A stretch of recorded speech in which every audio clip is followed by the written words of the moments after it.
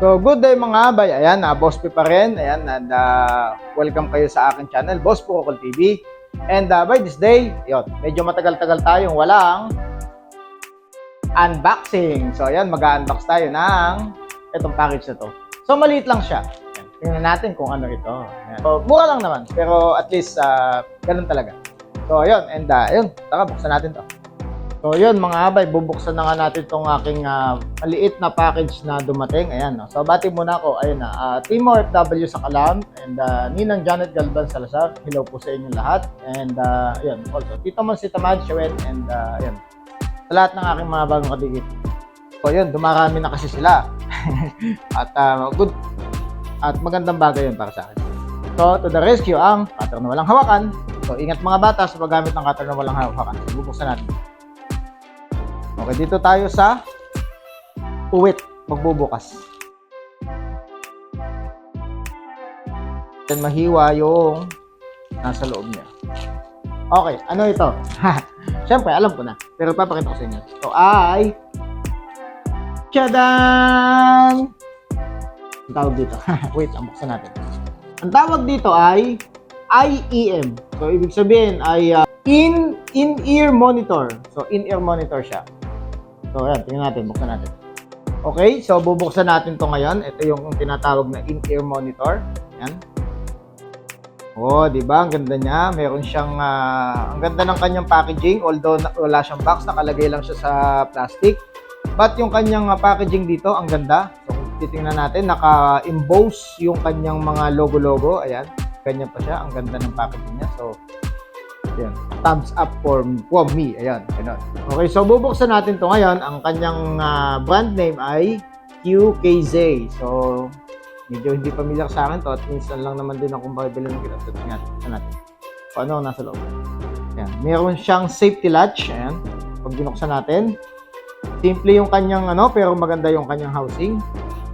Uy, merong ito yung kanyang tinatawag na IEM. Buksan natin. Ayan. Ito po ang tinatawag na IEM. So, kumbaga, ito ay ear set. O nga, ear set. So, kung makikita nyo, meron siyang protection doon sa kanyang TRRS 3.1, 3.5 mm na TTRS. So, ganun, tawag dyan. Basta yan, sakit niya.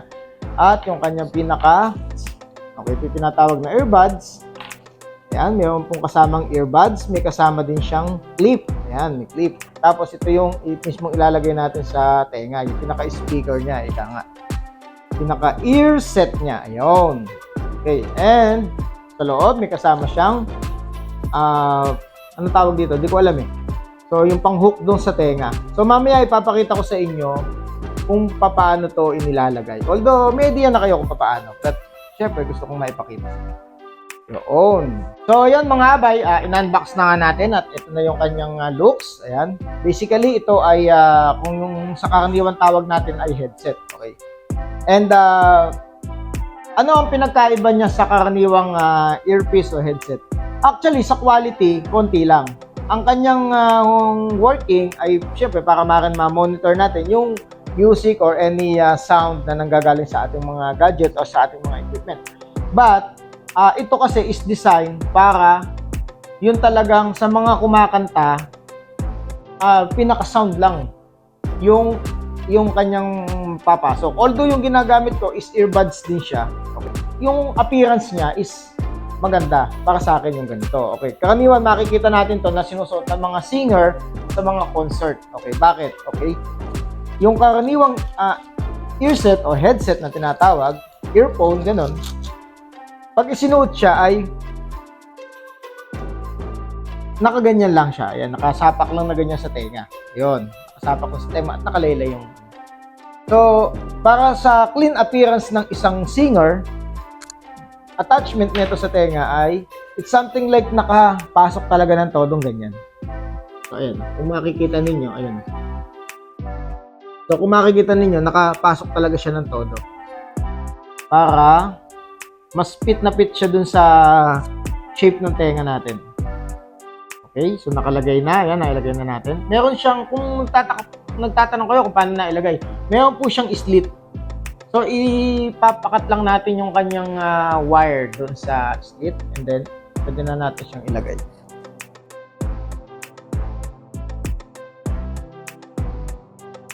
So, ganyan po ang magiging itsura niya, ang magiging looks niya.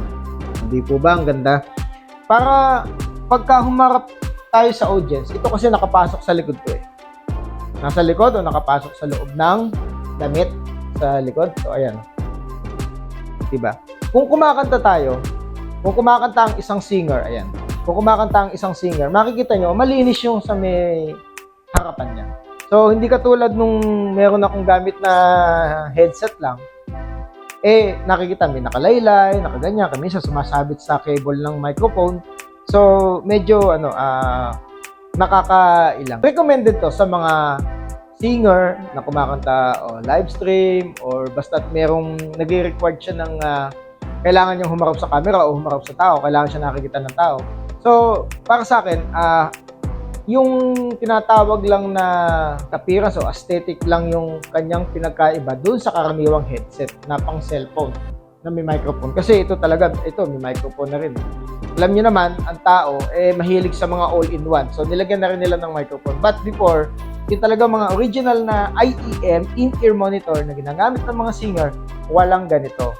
Ito ay nakatugon sa isang Bluetooth na equipment at nakadirekta dun sa mga audio equipment nila sa malayo. So, yun. Kapag karaniwang headset ang gamit, ito, ganito ang looks niyan.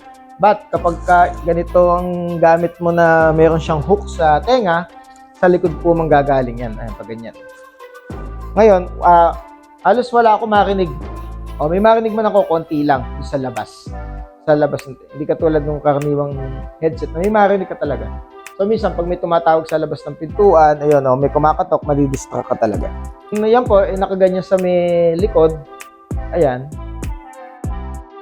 Malinis yung harapan ko. Ayan, malinis yung harapan ko na ganyan. Diba? Pag kumakanta, diretso lang. Diba? Maliban nga lang, kung gaganyan ako, yung pinatayan ako ilaw. Kung gaganyan ako, makikita yung headset. So, mamaya po sa bahay, susubukan natin yan. Kasi may mga aakit ang mga live stream para kahit paano makakanta at para ma-promote yung akin yan. Kita-kits po tayo mamaya. So, ayan mga abay. Kung nakikita nyo, ayan, andito ako ngayon sa aking StreamYard, ayan. And kung nakikita nyo, ayan. O diba, nakatago. Kung naka-front akong ganyan, kung kumakanta ako na nakaharap na ganyan, nakatago yung IEM na tinatawag, yung in-ear monitor. But wala siyang pinagkaiba dun sa isa kong headset. Ano din yun, para lang din marinig natin yung sounds natin dito sa mga equipment natin.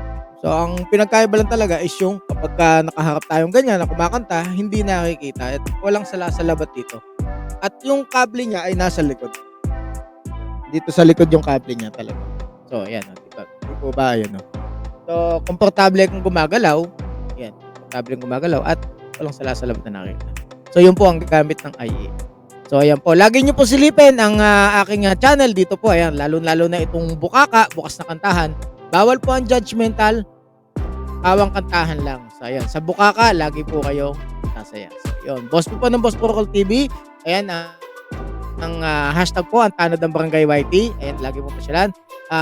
Yan. May kalawat shoutout po kay sa Emergalo Mix Vlog ng UK and sa kanyang Team Tanod. Maraming salamat po. Ayan. Boss po. Signing off.